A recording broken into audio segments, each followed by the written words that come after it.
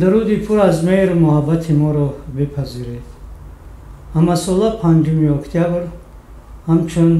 рӯзи забони давлатии ҷумҳурии Тоҷикистон таҷлил мегардад. албатта таҷлили ин рӯз танҳо як таҷлили забони давлатӣ нест, балки ҳамзамон таҷлили истиқлоли давлати, таҷлили давлати миллии мо низ маҳсуб мешавад. зеро дар ҳама давру замон забон ҳастии миллат буд ва ҳамин забон моро то ба имрӯз нигоҳ дошта омаданд. аз ҳама фоҷиаҳои таърихӣ миллатро забони ӯ нигоҳ дошт ва инчунин таҷлили ин рӯз ба хотири дони муҳаббат ба забон, садоқат ба он коштан дар дили насли наврас ба хотири ояндаи ин миллат, бақои ин миллат низ мебошад. дар арафаи ин рӯзи нек ва хуҷаста ба ин даргоҳ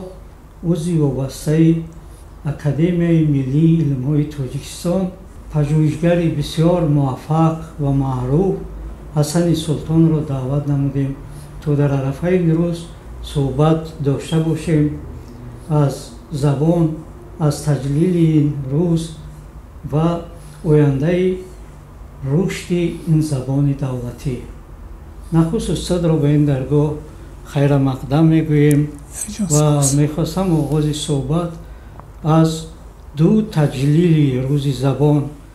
ки дар ду сохт сурат гирифта буд бошад, яъне чӣ тафовут дар миёни ин таҷлилҳо буд ва ҳамду бор қонуни забон пазируфта шуд ва тафовутҳо, фарқиятҳо дар миёни ин ду қонун чӣ гуна буд ва ҳаст? якҷон сипос. воқеан метавон гуфт муборизаи истиқлолталабии мардуми мо аз кӯшишҳо барои ба мақоми давлатӣ ноил гардидани забони тоҷикӣ ҳанӯз дар охири даврони шӯравӣ шурӯъ гардид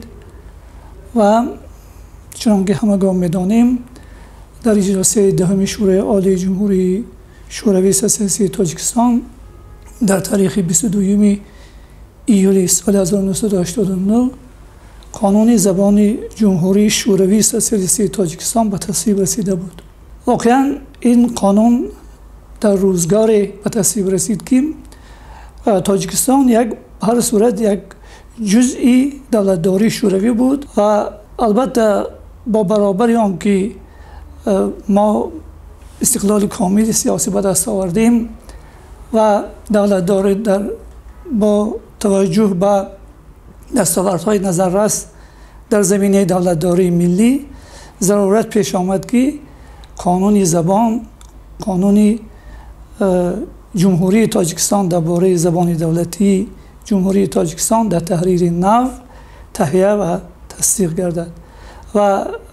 ҳамин буд ки дар таърихи 5 октябри соли 2009 қонуни ҷумҳурии Тоҷикистон дар бораи забони давлатии ҷумҳурии Тоҷикистон ба тасвиб расид ва аз ҳамон тариқ то ба имрӯз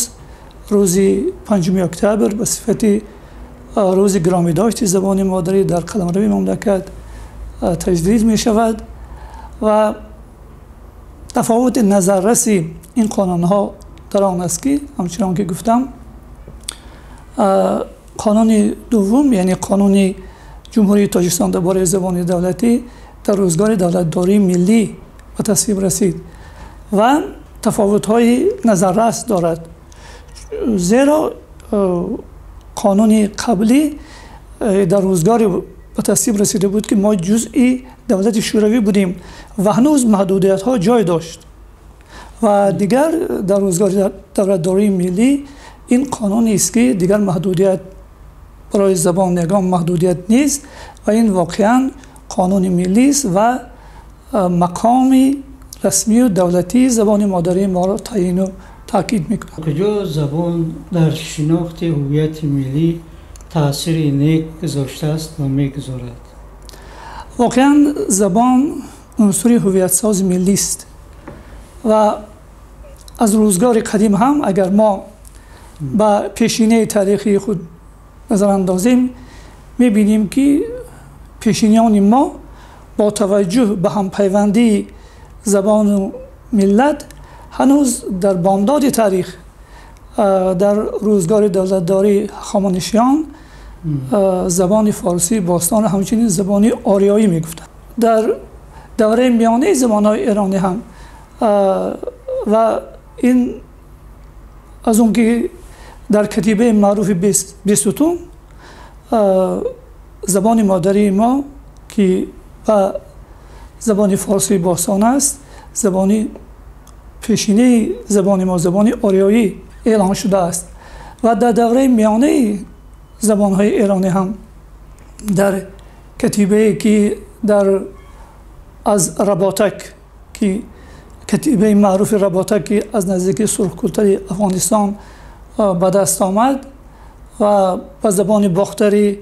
و با خط یونانی است همچنین زبان آریایی نام برده شده است.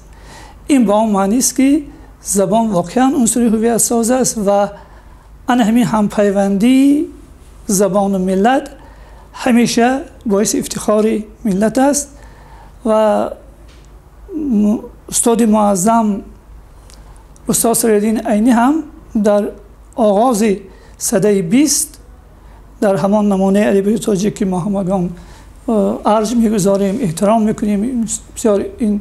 شاهسر را قوم ما را قوم بزرگ و از ارق آریایی یاد کرده است و واقعا برای خودشناسی ملی زبان از اهمیت فراوان برخوردار است و همچنان که شما گفتید بنای هستی ما شخصیتون بنای هستی ملت ما زبان است و همه دارایی که ما داریم بستگی به زبانی نابی مادری ما دارد. من در آغاز صحبت طور شما را معرفی کردم موضوع وابسته اکادمی ملی علم‌های تاجیکستان یعنی در این ترکیب علم ها است و سرور دولت محترم محمد رحمان در چندین جلسه ها از جمله در واخوری با زیویان تاکید داشته بودند که درباره دستور هم دادن سپارش هم دادن که درباره زبان علمی شدن این زبان و رشد آن یعنی تدبیرهای مخصوص اندیشیده شود تا کجا این دستورها و سپارش ها اجرا شدن و در کدام سطح و آینده چی را میتوان انتظار شد؟ تشکر. واقعا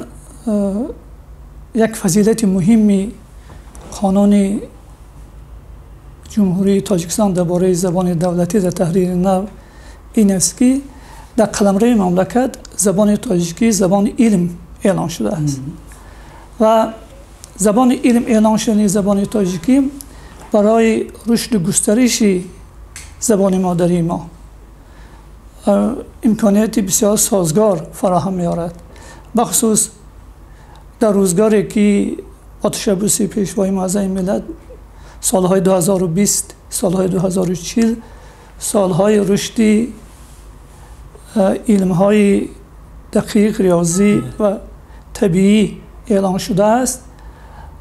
ما نیاز داریم که هرچی بیشتر به زبان مادری ما کتاب‌های علمی بخصوص در علم‌های دقیق طبیعی و ریاضی آفریده شود، زیرا در روزگار به اصطلاح جهانی شدن در روزگار امروز ماندگاری هر زبان بستگی به آن دارد که این زبان چگونه میتواند به طلبات‌های علمی روز موافق باشد. یعنی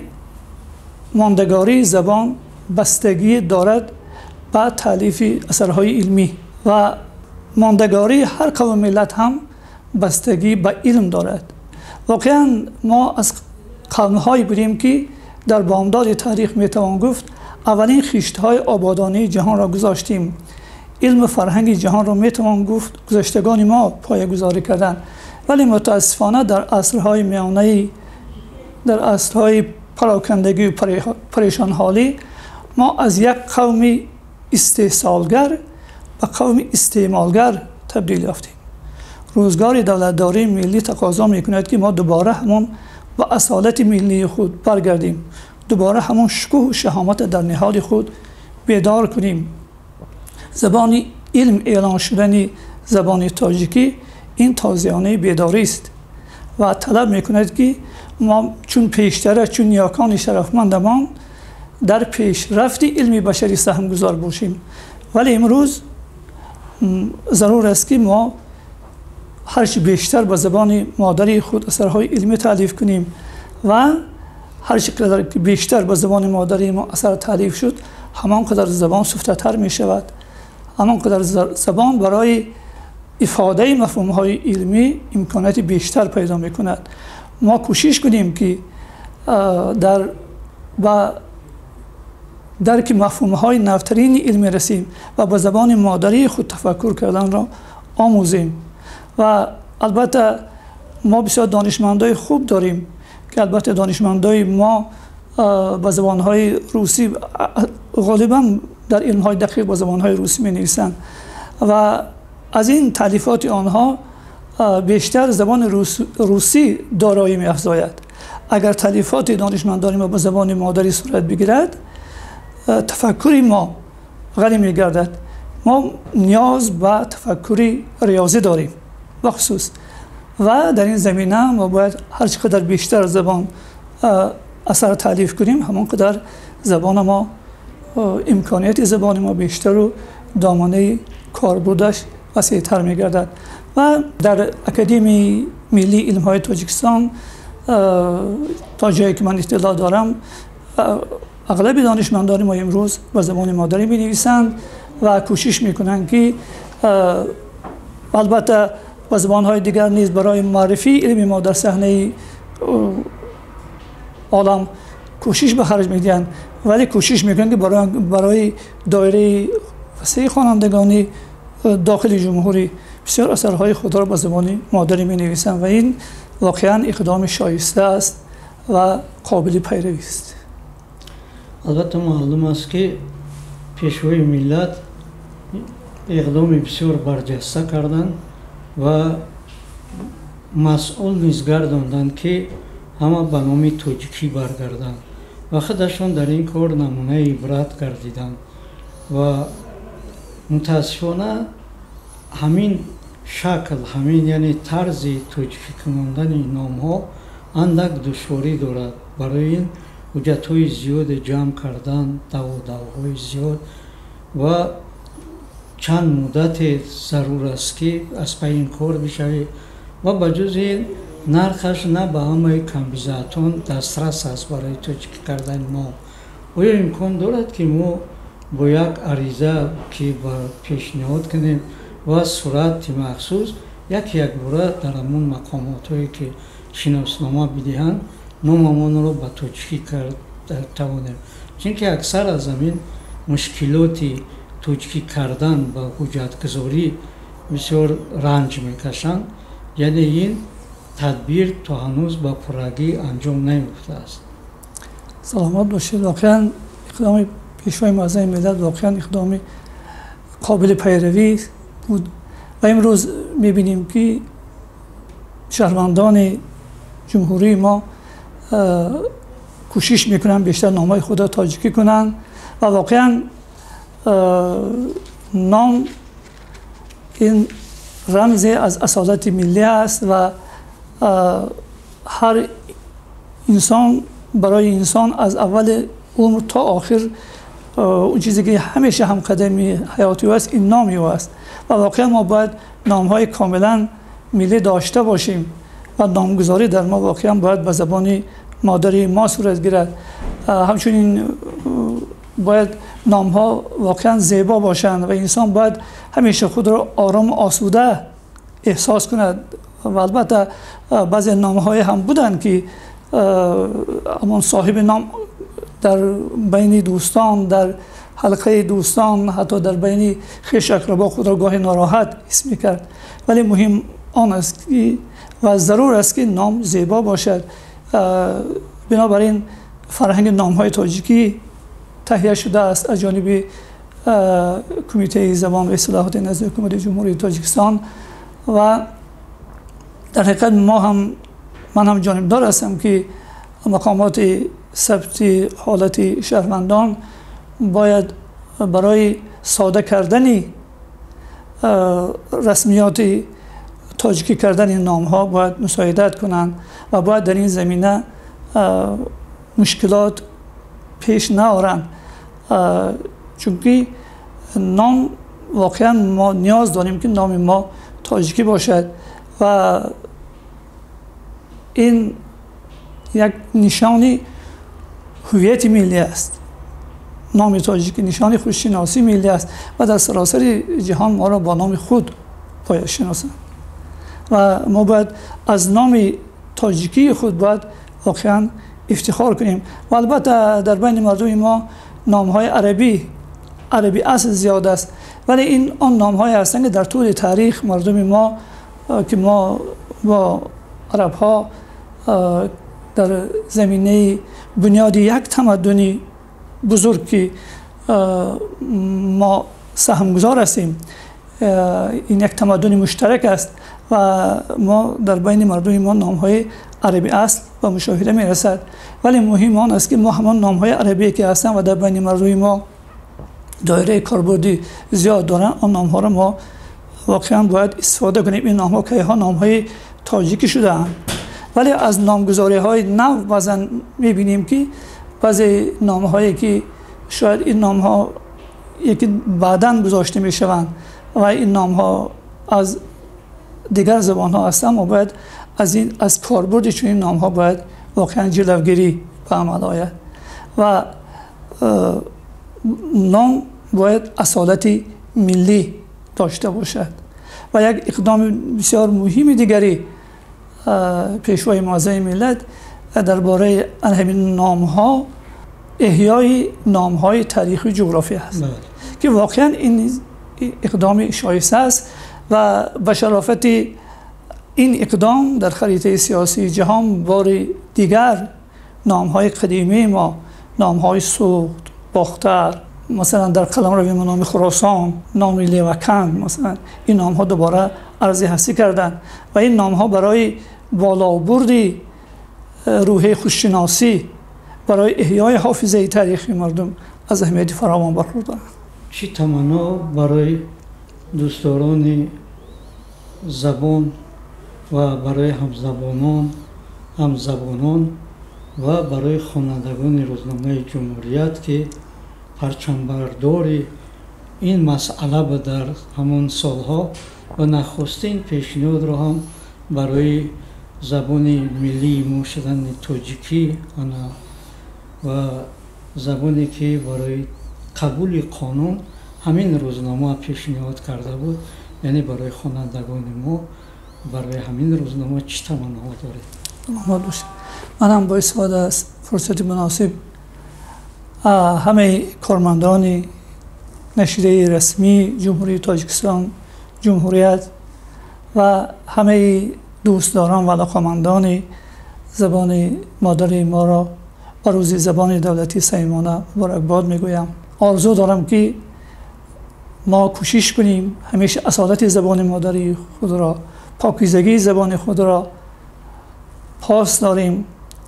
و این زبان را همچنان که پیشینیان پاکیزه و آزاده تا به ما میراث گذاشتند، ما این زبان را امروز همچنان پاک و بی آلایش نگه داریم، پاکیزه نگه داریم و فردایان همچنان پاک و بی‌گزند میراث گذاریم. تشکر برای اینکه دعوت را پذیرفتید و به این صحبت آمدید و تمناهای بسیار نیک هم کردید. سلامت باشید. یک جمله تشکر.